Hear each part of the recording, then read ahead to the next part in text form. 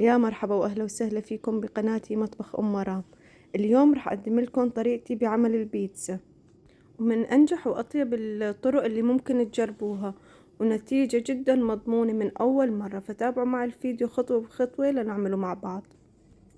عندي هون زبدية كبيرة رح أضيف فيها كوب مي دافية، نص معلقة سكر، ومعلقة كبيرة خميرة.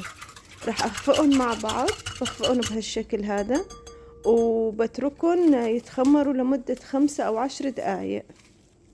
من المهم اني اترك الخميرة تتفاعل شوي مع المي والسكر، وبس صارت رغوة بهذا الشكل بحركها شوي وببدأ بضيف الطحين. انا هون راح اضيف 3 أكواب طحين. الطحين اللي استخدمته طحين متعدد الاستعمالات، اي نوع طحين متوفر عندكم. راح اضيف رشة ملح وحوالي 4 معالق كبيرة من زيت الزيتون. راح اخلطهم هيك بالمعلقة. بستمر اخلطهم لبين ما الطحين بيغب كل المي والسوائل. والمرحلة اللي بعدها راح ابدأ اعجن العجينة بايدي. انا هون بليت ايدي بالزيت، زيت نباتي او زيت زيتون حسب ما انتو بيكون متوفر عندكم. طول الوقت ببل ايدي بالزيت وبعجن مشان العجينة ما بتلزق معي. وطبعا بعجنها وبلمها بهذا الشكل، استمر بلمها لحتى تصير معي العجينة طرية وناعمة. أنا هون عجنتها حوالي 5 دقايق ووصلت لهاي النتيجة. لمت مع العجينة وصارت طرية وناعمة. وهون بهاي المرحلة راح أتركها تتخمر. أنا عندي هون زبدية بليتها بزيت نباتي، وأغطيها وأخليها تتخمر لمدة ساعة. وراح أغطيها كمان ببشكير نظيف وأتركها تاخد وقتها بالتخمير.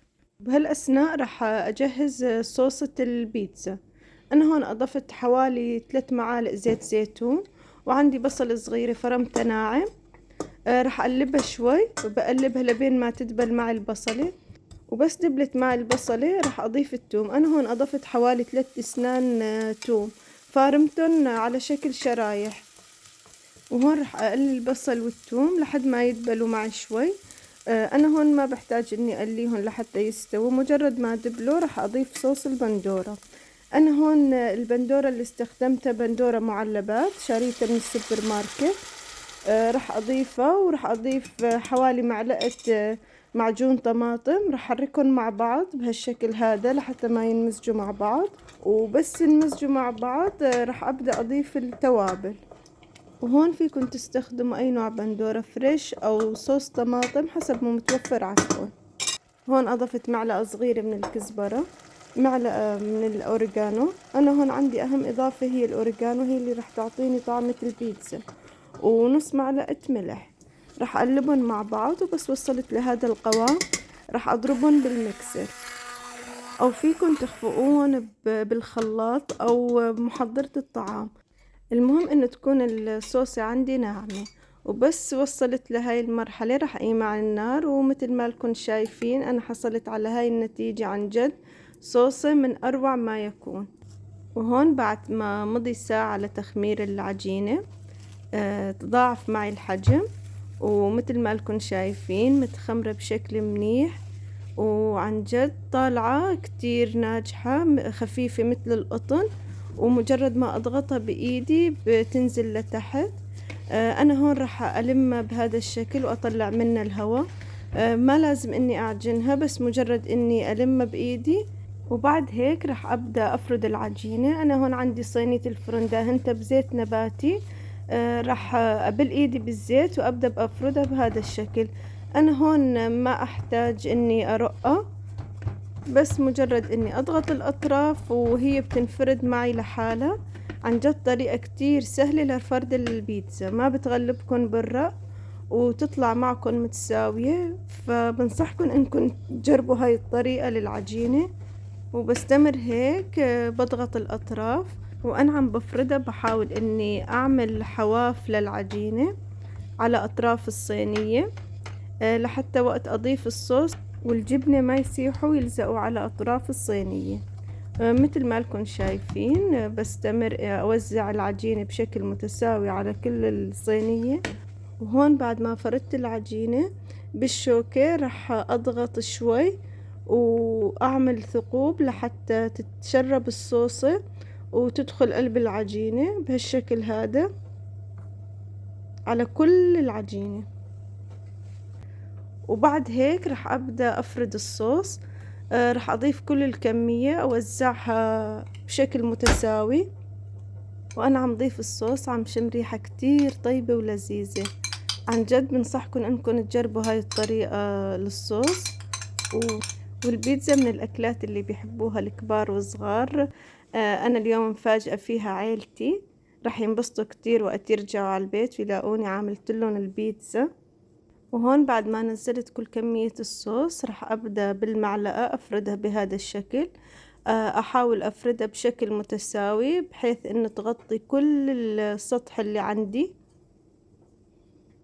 طبعا انا هون الحواف ما راح ادهنهم بالصوص لحتى ما يلزق الصوص على حواف الصينية. وهيك بكون وزعت الصوص على كل سطح العجينة. وهون راح اضيف الجبنة. انا الجبنة اللي استخدمتها جبنة موزاريلا حوالي 350 جرام. فيكن تضيفوا حسب ما بيكون متوفر عندكم، بس قد ما ضفتوا جبنة راح تحصلوا على نتيجة كتير طيبة. وراح احاول اوزع الجبنة على كل سطح البيتزا. وبعد ما وزعت كل الجبنة اللي عندي، انا هون عندي بندورة مقطعتها شرايح راح اوزعها على كل الصينية. طبعا هون انتو البيتزا اي اضافات تحبوا تضيفوها او مكونات. انا هون استخدمت البندورة، الزيتون الاسود والزيتون الاخضر والفطر. فيكن تضيفوا اي مكونات بتفضلوها مثل الفليفل الملونة او الذرة.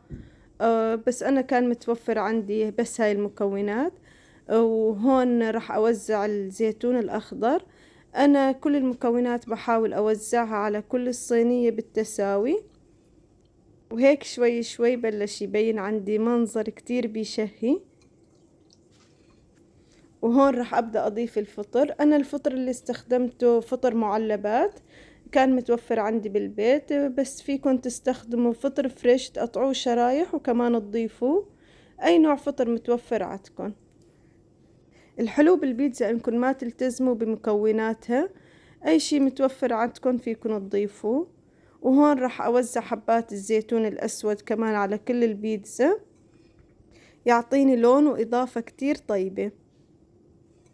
وهيك بستمر بوزع كمية الزيتون الاسود على كل البيتزا.